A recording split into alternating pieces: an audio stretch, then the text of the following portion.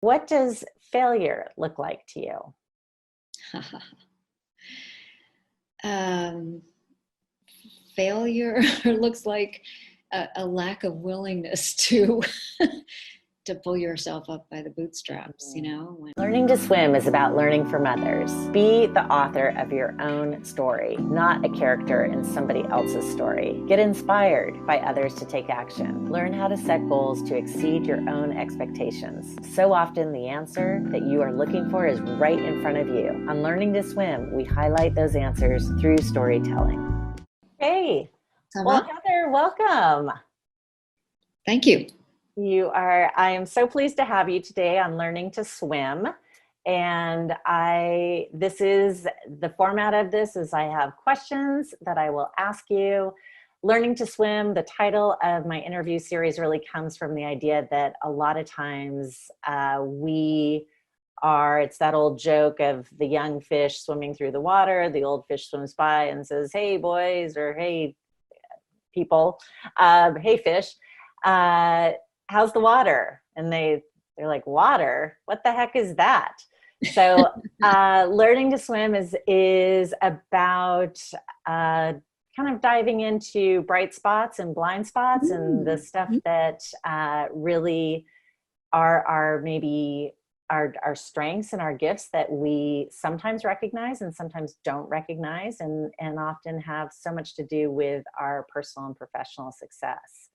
So I want to share with you a little background about Heather. Heather has more than 30 years of proven experience and expertise in executive leadership, management, strategy, and effectiveness in the nonprofit, public sector, and philanthropic sectors as an executive director, director of development, foundation program officer, consultant, and executive coach. Wow. And she has worked in the arts with education, social and human service organizations, environmental groups, and membership associations, among others, ranging in budget size from $100,000 to $25 million. And she takes a highly collaborative approach, easy for you to say. Yeah. She takes a highly collaborative approach to working with her clients through thoughtful discovery and customization to meet organizations and individuals where they are and identify achievable, meaningful objectives in a realistic, practical manner. She is focused on delivering quality and effective strategies and solutions that support her clients in building upon and continuing the accomplishments of their work together. Welcome, Heather. Thank you. So let's just dive right in. And so the interesting fact is that this series of questions were actually crafted pre-COVID. So it's a little, sometimes I find that interesting as I go through them. So my first question is, what does resilience mean to you? And that is such a good question.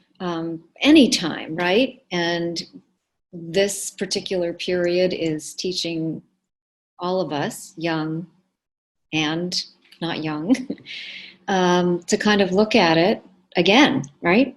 Like resilience is not something that we often think of in a consistent way. And so it's interesting, I've been participating during all of this time in a lot of gatherings, many of them sort of focused on women, but not all of them on the whole concept of resilience. And there's an individual resilience and organizational resilience. And I really think it's about finding, about sort of understanding what it means for you, right? What you need to feel some kind of resilience. And I think resilience would be a combination of courage and creativity and willingness to go there. Well, and I love the word courage in particular, because the root being the French word coeur for heart. And so courage to me so much, is kind of a visual association also of just really leading with your heart. Yeah. So I like that definition, courage and creativity. So, kind of along the same lines, but what does failure look like to you? um, Failure looks like a lack of willingness to to pull yourself up by the bootstraps, you know, when times are hard. I think I did in the last few years, you know, was really struggling with where I was, psychologically and also professionally. And I was, for some reason, I was always looking for sort of psychological and spiritual tools to lift me up. Mm-hmm. And I think I had this little list of like the 7 F's of failure. So people like to define things, right? They like to define resilience or failure. But I would just, you know, try to be succinct and say that it's really giving in, giving up, Mm-hmm. not trying. Yeah, yeah. And I think, again, what you're kind of, what resonates for me and what you're saying is it's not necessarily it's not in the kind of the minutia of the mistakes along the way, Right. and but really it just kind of the lack of Right. continuing on. I mean, you can define the symptoms, if you will, of being on the path to failure, right? Mm-hmm. Things like, you know, oh, poor me, you know, fear, you know, running away from things. I mean, you can define what the indicators are, Yeah, and the ultimate is not doing anything. Is the ultimate kind of definition, right? right, for Sitting. sure. Well, so you mentioned in thinking about resilience, courage and creativity. And you and I, when we have spoken earlier, have talked a lot about, well, I shared with you my interest in creativity and looking at creativity, not so much in the as being artistic and kind of Mm-hmm. differentiating between those, but really creativity around problem solving. And so for me, that there's a component of curiosity too that plays into creativity. So I would like to know, how do you remain curious, or if, you know, creative is a better word for you? You know, I really appreciate these questions because I'm old. You know, I mean, and so I don't, not jaded, but it's funny because these sort of definitions change as you spend more Oh, time on the planet. So for repeat sure. exactly what you asked one more time. Yes. So the basic question is, how do you remain curious? How do you remain curious? So, um, you know, it's almost like I don't do it intentionally. Mm. I think when we spoke, I was telling you about how I've stayed busy, you know, Mhm. stayed engaged and active while during this period of not, you know, going out and engaging, you know, physically in various and sundry. And everything I've been doing, I think, has been out of this innate curiosity of what's out there. In my case, I'm very interested, you know, I'm very interested in philanthropy. I'm very interested in coaching. And I'm very interested in kind of personal spiritual development. And Mhm. so I just have this innate curiosity or desire to keep exposing myself and learning and absorbing where I can find quality Mm. resources to do that. So it's sort of embedded. I don't know, you know, it's That sounds funny. like Maybe that's it's one of something that's your, innate. Maybe, I don't know. Can you yeah. create curiosity? I don't know. Well, I do think that you can be, I think that there are certain individuals that are born with kind of a more curious nature, and then it is, I think, one of those interesting traits that develops very specifically within that nurture nature balance too, right? Is if it was appreciated as you grew up. Yeah. And, to the role that both of us have in helping others be who they want to be, right? Coach, Right. guide, guru, doula, I sometimes would say. I think that is part of the role there, is to help people find what inspires them to be curious if it is not a natural, if Yes. it doesn't come easily or naturally, right? Absolutely. Yeah. I mean, I think a lot of times in the work that we do as coaches and consultants, it's really about asking good questions. Mm-hmm. Oftentimes much more than having these perfect answers. Oh, yeah. Because our answers are not their answers. Exactly. Our answers Exactly. and talk about authenticity. And that's the whole model, right? We can give ideas, and help people kind of find their, something that resonates for them. But, yeah. So, what is your secret or not so secret to a meaningful life? Wow. And it could be at this moment. Yeah. It could be kind of a snapshot of right now, or it could be kind of something that is more kind of a global definition for you. Yeah, that's such an interesting question, because it makes me remember when I was, about 30 years younger, maybe 40 years younger. And what was meaningful to me was making a well, at that time, it was kind of creating beauty, if you will, and I can give you an example. And then beauty beauty for its own sake, cool, and beauty that sort of gives to others, that is not just sort of isolated and in a cocoon. So in my first sort of professional role, I was the first director of a small multidisciplinary arts center in the middle of nowhere in New York State. And I used to say I was trying to create and fill a need at the same time. And there was no collection, there was no mission, there was no purpose to the institution. I had to create it from nothing. And so one of the things in my role as the director was, I was to manage the institution and all that kind of stuff, but also to create exhibitions and put exhibitions together.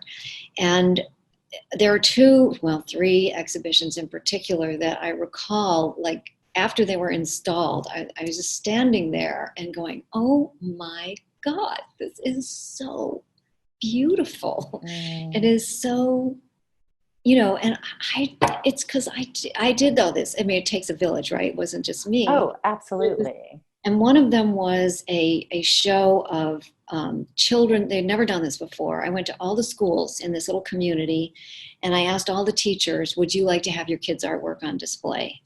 And then I decided to go to the senior residences. And this was in like the early 80s, when people just weren't paying attention, right?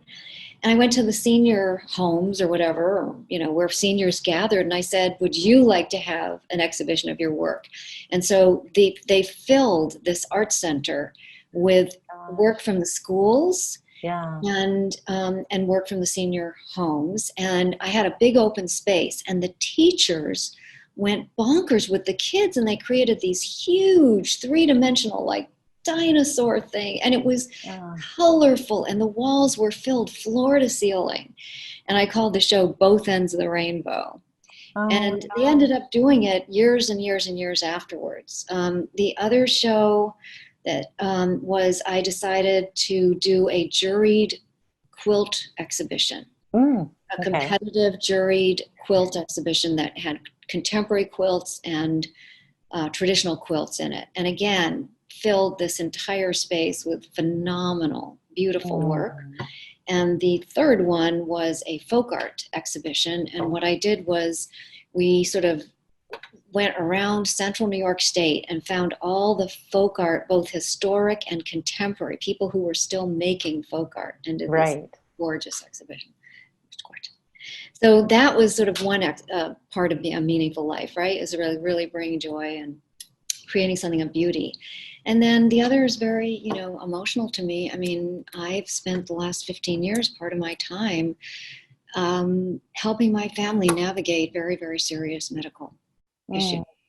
My father had a terminal disease, and I had to take over being the family manager for that. And it was while I was living in the area. And now my mother tomorrow's her 86th birthday, and she's a very courageous, creative individual who's extremely physically fragile. And so that's very meaningful to me too. Yeah. To really be, my role is really all about other people. It really is. Yeah, well, I hear you, even in your bringing, it really feels like a life of service. And I mean that in the best way. Giving out. Yeah. Giving out. Yeah. Yeah. Nice. Well, what's your best simple habit? What do you, and I guess when I was crafting this question, I was thinking about professionally, what would be kind of that simple or that habitual thing that you do that you feel like has been kind of consistently supported you. But again, since we're in this, excuse me? Professionally, but since we're in this other kind of different time too, I think our habits are shifting a little bit. Yeah. Well, but I don't know if this is a habit, but it's what came to mind. And it's something I do pretty consistently. And it's consistent with what I said earlier, is I'm always trying to learn. I'm just always trying to absorb and find information and learn kind of best practices, if you will. It's interesting because in my field, the term best practices has been used, and then about a few years ago, they shifted it to leading practices. I don't know why they changed from best to leading. It might have been that best seemed like the ultimate and like it wasn't ongoing or active. Right. I don't know why. It was interesting. I never really studied that, why they changed.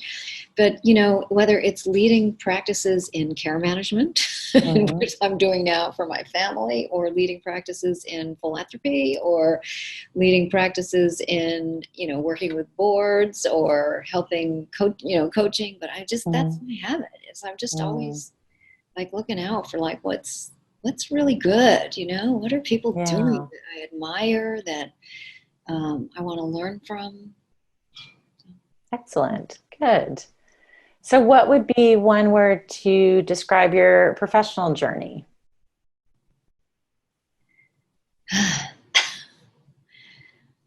One word.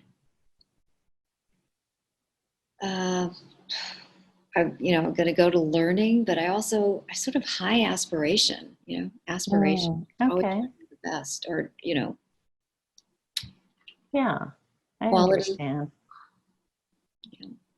And then one word to describe your life. My life.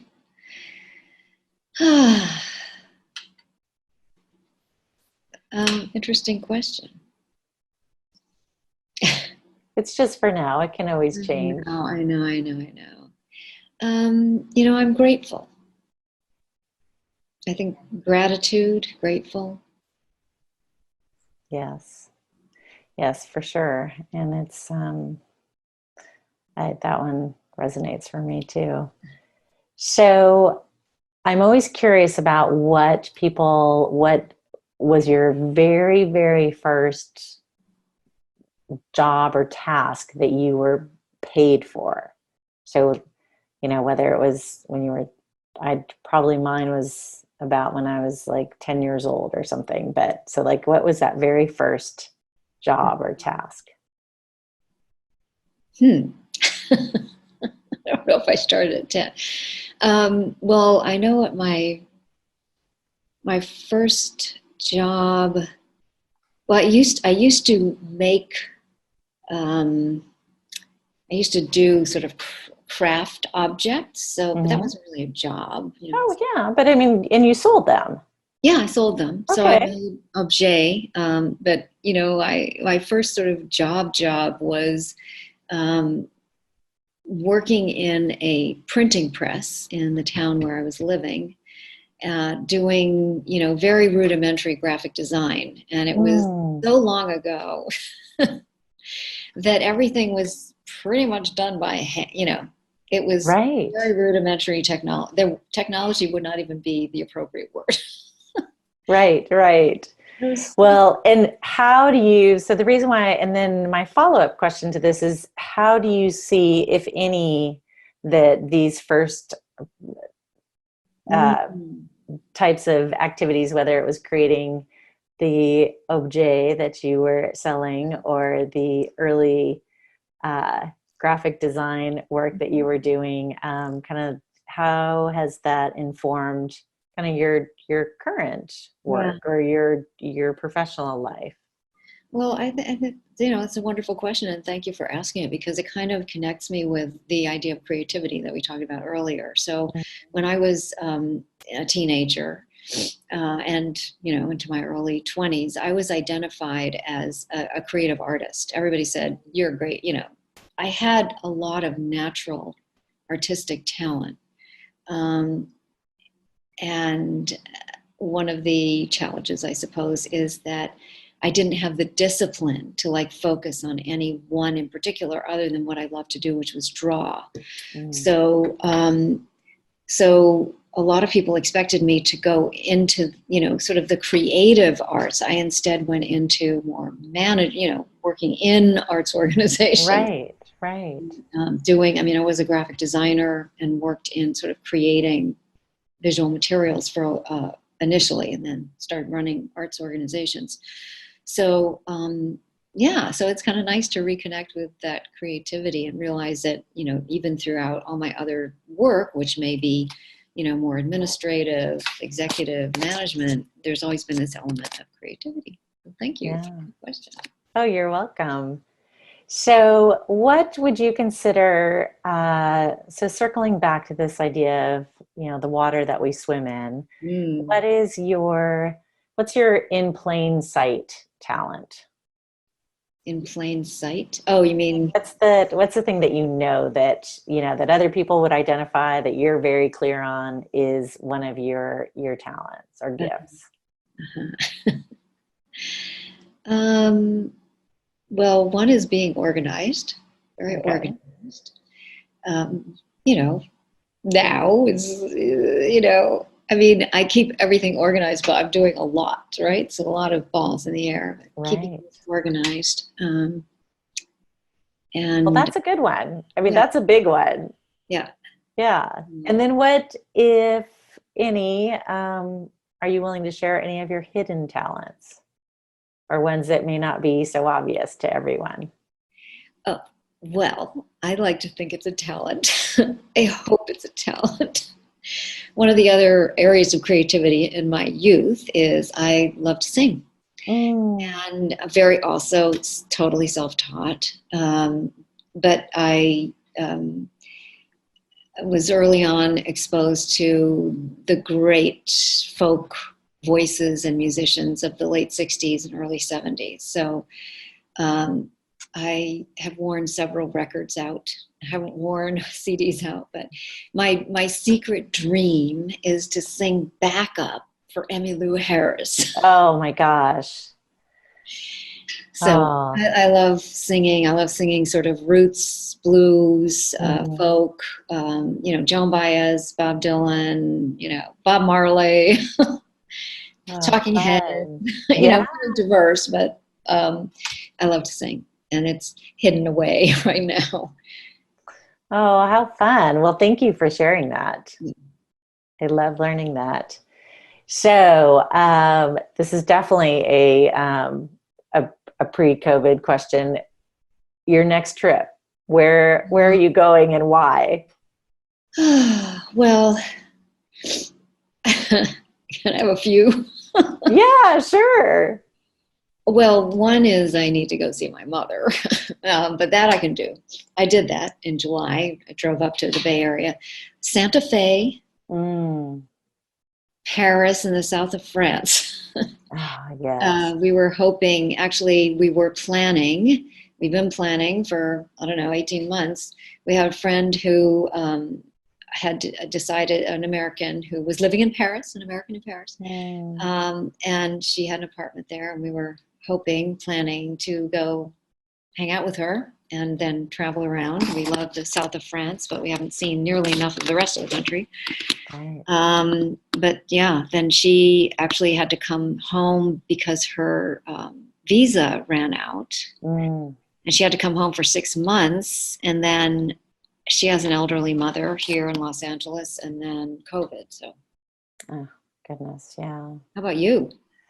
Oh gosh, I know the list goes on and on, but I would be right there with you in the south of France for sure. What is your looking at the calendar of in it? You can include your birthday. What's your favorite holiday? Wow. My favorite holiday. I grew up. I'm Jewish, so I love Passover.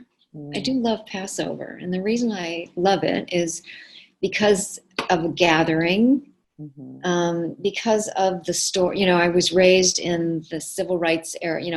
A very impressionable period for me was the civil rights era, and I was raised in a university community where many of the people. At that time, there was a Seder. Are you familiar with the Seder? Yeah.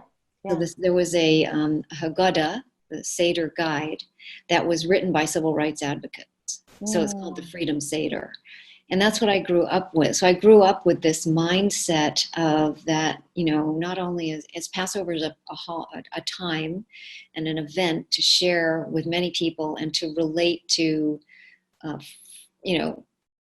the story as a bigger story. So I love it as a gathering. I love the whole idea of the dinner, drinking a lot of wine, having latkes. Yes.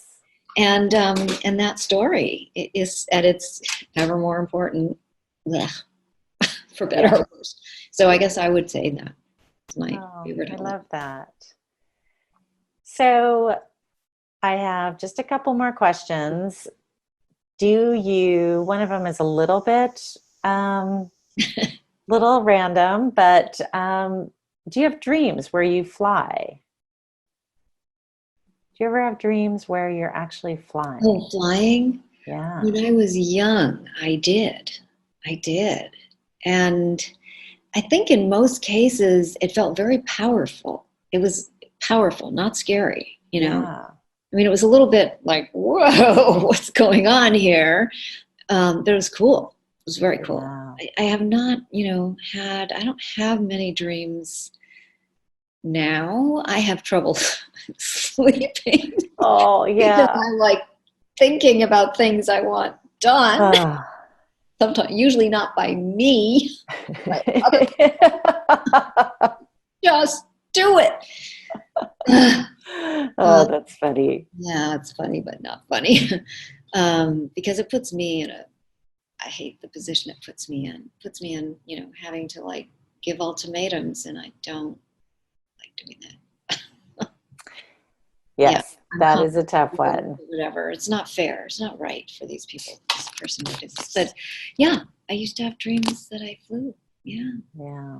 I liked it. It felt very empowering and Yes, for sure. It's very random. I know. So, and then kind of thinking, because as we've talked, you do have a lot going on, and we connected professionally.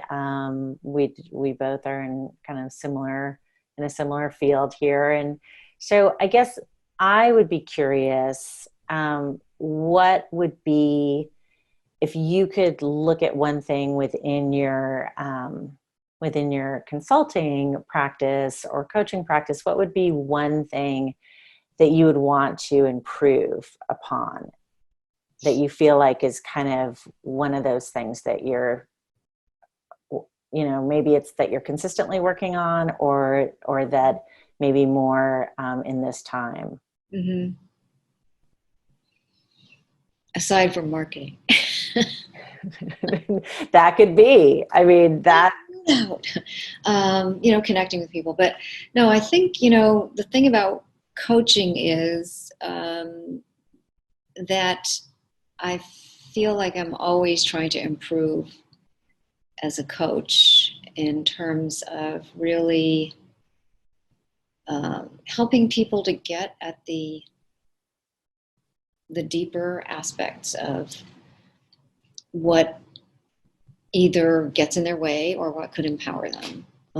And, that's not always, it's not easy, No. And it's, you really want to be a partner on the journey with someone. So it's always trying to, just try to constantly improve how to not get caught up in your coaching mind. Right. In the moment, right? Yeah. Like not trying to figure out, I when I was earlier on, I was paying a lot of attention to the coaching competencies that are published, right? And it's like these indicators of different levels of coach competence, if you will, or coaching proficiency. Right. One of them that I can remember very visually is that you don't want to be like sitting there thinking while the person's talking to you, like, how am I going to, So right. I'm always trying to improve, I think. Not that I go there all the time. It's something that when you asked the question, I thought about. Well, and then the other question I have for you is because one of the things that I'm really interested in working with clients around is this kind of big picture of employee engagement, which has all these different components to it. So I would be curious, because you've worked in, this wide array of from different budgets and different size organizations, I'm imagining, in different disciplines. What is, in your experience, like, what is the one thing that most employers miss when, that they're saying to themselves, oh, I want to work on employee engagement? But what is that thing that they most often miss? I don't even have to think twice about it. It's the whole idea of giving employees voice and buy-in, and finding authentic ways to do that in almost any aspect of the workplace that the employer can figure out how to do that. Yeah. And I'm going to I don't even know if I need to define the word authenticity, but so it's not condescending. It doesn't feel, what is that? I can't come up with the word. It's not condescending, gratuitous. So it's not gratuitous, right? So it's truly authentic. And it's interesting because in almost every aspect of life, buy-in and having a voice is so critical. It's just so critical. And it's harder to do in some instances than others. But I think if that is the place that the employer comes from, you can't hear my phone ringing, can you? Okay, because it's in my ear. I could go turn my phone off, but I won't. So it's really about, trying to be as creative and open as possible as you can be about how can I give people a voice in whatever decisions are before us. And I realize that that's not easy to do, and that people, that's the opportunity in the coaching conversation, is to help the employer unpack and understand better where their resistance is coming from. and what they're willing to do and what they're not. But it's really about, how do you give people a voice in a very authentic and generous manner, without being, and trusting. Right, for sure. Well, thank you for that. That's, yes, I would agree wholeheartedly. Well, Heather, it has been an absolute pleasure getting to know Yeah. you, and thank you for your transparency and your willingness to embark on this journey together. I will have information on the screen for folks who may want to get into contact directly with you. Oh, great. Thank you so much. And of course, and for now, we'll say goodbye. Thank you. Thank you. What a great set of questions, and thank you so much. You're so welcome. Our goal is to inspire others and share stories to find meaning in your daily life. Let go of the traditional norms and be yourself at home, work, and beyond. The awareness of bright spots and blind spots is a performance-enhancing tool that you can apply to your life and to your organization today.